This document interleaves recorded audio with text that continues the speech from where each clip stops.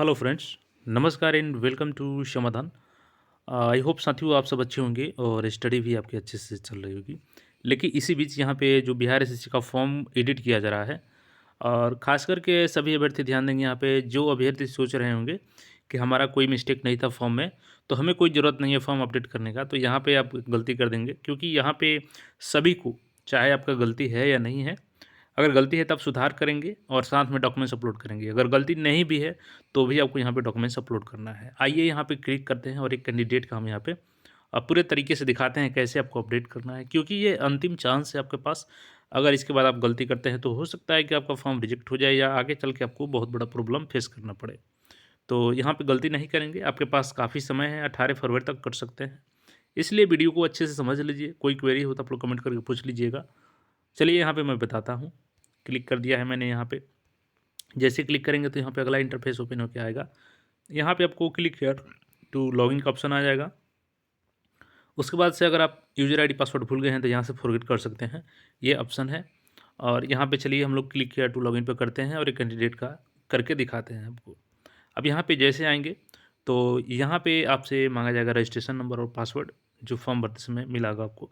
और ये वाला कैप्चा कोड यहाँ पे डाल के सबमिट पे क्लिक करेंगे। तो आइए एक लॉगिन करते हैं, देन आगे प्रोसेस दिखाते हैं। जैसा कि यहाँ पे देख सकते हैं कि हम लॉगिन हो चुके हैं।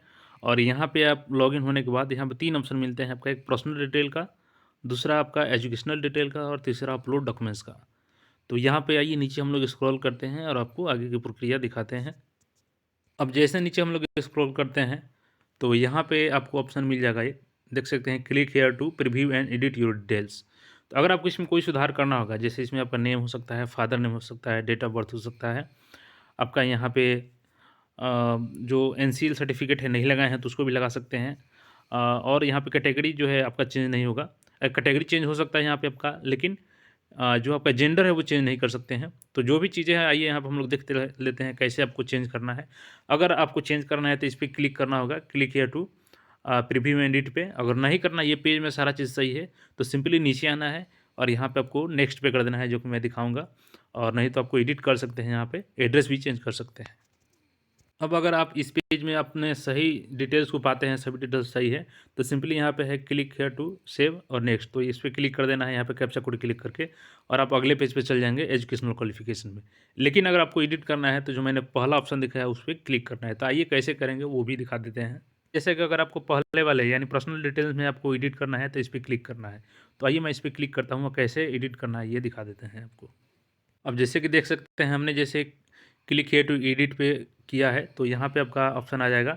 जैसे नाम में, अगर आपको नाम में सुधार करना है तो यहाँ पे ऑप्शन करना है यस, और नहीं करना है तो यहाँ पर नो कर देना है। और यहाँ पे आपका सही नाम जो है यस करेंगे तो भर देना है। इसी तरीके से यहाँ पे फादर्स नेम में चेंज करना है तो यस करके यहाँ पे सही नाम भर देना है। मदर्स नेम भी यहाँ पे कर सकते हैं यस करके, जिसमें नहीं करना है उसमें नो करेंगे। यहाँ पे आप जेंडर में देख सकते चेंज नहीं कर सकते हैं आप लोग। और डोमिसाइल जो है यहाँ पे ये भी चेंज नहीं कर सकते हैं। हाँ, डोमिसाइल का जो डेट है आप उसमें चेंज कर सकते हैं। सर्टिफिकेट नंबर में भी चेंज कर सकते हैं। इसी तरीके से नीचे और आएंगे। इसी तरीके से यहाँ पे आप जैसे कि कैटेगरी है तो आपका कैटेगरी चेंज नहीं कर सकते हैं। हाँ, अगर उसमें सर्टिफिकेट नंबर में कोई मिस्टेक है तो उसको डाल सकते हैं सही करके, डेट को सही कर सकते हैं। और जो अथॉरिटी जारी किया है उसको भी डाल सकते हैं। उसके बाद आप यहाँ पे डिसेबिलिटी वाला में कोई चेंज नहीं कर सकते हैं। तो नीचे सिंपली और आएंगे यहाँ पे। अब यहाँ पे आप चाहें तो अपना यहाँ पे अगर want correct your date of birth तो डेट ऑफ बर्थ सुधार सकते हैं। यहाँ पे आपका ईमेल आईडी और मोबाइल नंबर चेंज नहीं होगा। यहाँ पे आप डेट ऑफ बर्थ सुधार सकते हैं। आपका आधार कार्ड है तो उसको भी सुधार कर सकते हैं। और आइडेंटिफिकेशन मार्क को भी सुधार कर सकते हैं यहाँ पे। और जिसमें भी सुधार करना है आपको यस करना है, अगर सुधार नहीं करना है तो नो करना है।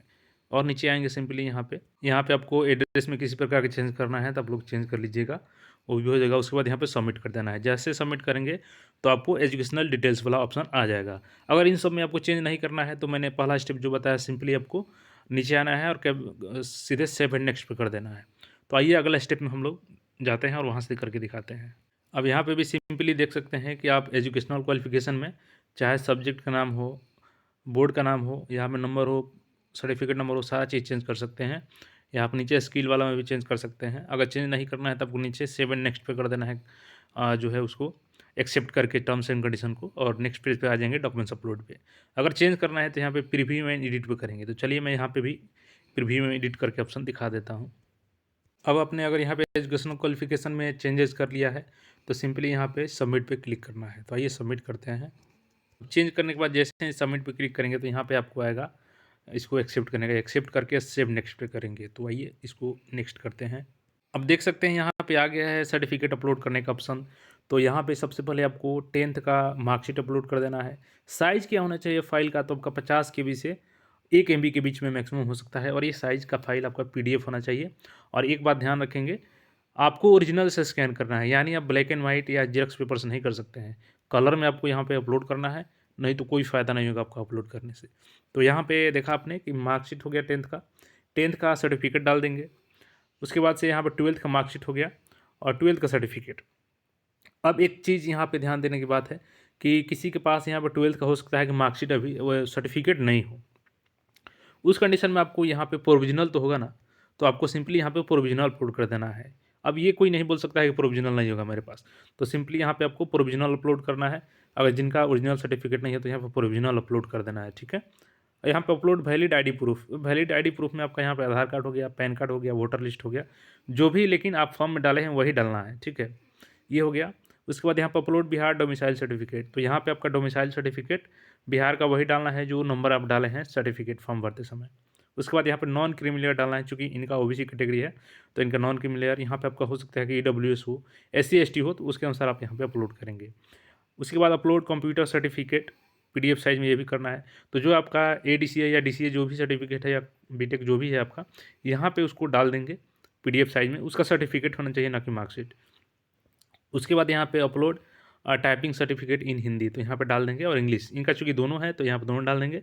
अगर आप टाइपिंग सिलेक्ट नहीं करेंगे, सर्टिफिकेट कंप्यूटर वाला नहीं सिलेक्ट करेंगे तो ये तीनों ऑप्शन आप में नहीं आएगा, यानी जो जो आप करेंगे वही आपके ऑप्शन में आने वाला है। यानी जो 4 है मार्कशीट और सर्टिफिकेट, ये तो मैंडेटरी है, सभी के लिए आएगा। वोटर ID या आधार कार्ड सभी के लिए आएगा। डोमिसाइल अगर डाले हैं तो आएगा।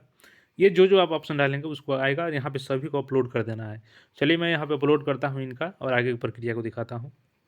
अब चलिए हमने यहाँ पे डॉक्यूमेंट्स को अपलोड करके सबमिट कर दिया। तो फाइनल सबमिट करने से पहले एक आप यहाँ पे गलती मत कीजिएगा। यहाँ पे सबसे पहले आप चेक कर लीजिएगा कि सभी डॉक्यूमेंट्स जो आप अपलोड किए हैं प्रॉपर वही है कि नहीं। तो यहाँ पे मैं चेक कर लेता हूँ, देन आगे की प्रक्रिया दिखाता हूँ आपको। अब चूँकि हम यहाँ पे पूरी तरीके से आश्वस्त हो लिए हैं कि हमारा जो भी डॉक्यूमेंट्स है वो बिल्कुल सही है, कोई गलती नहीं है इसमें। आप भी चेक कर लीजिए, अगर यहाँ पे कोई गलती अपलोड हो जाता है तो फिर से यहाँ पर री-अपलोड कर सकते हैं। चलिए कोई गलती नहीं है तो हम यहाँ पे कैप्चा कोड, यहाँ पे सबसे पहले इसको यहाँ पे टिक कर देते हैं और नीचे स्क्रॉल करते हैं।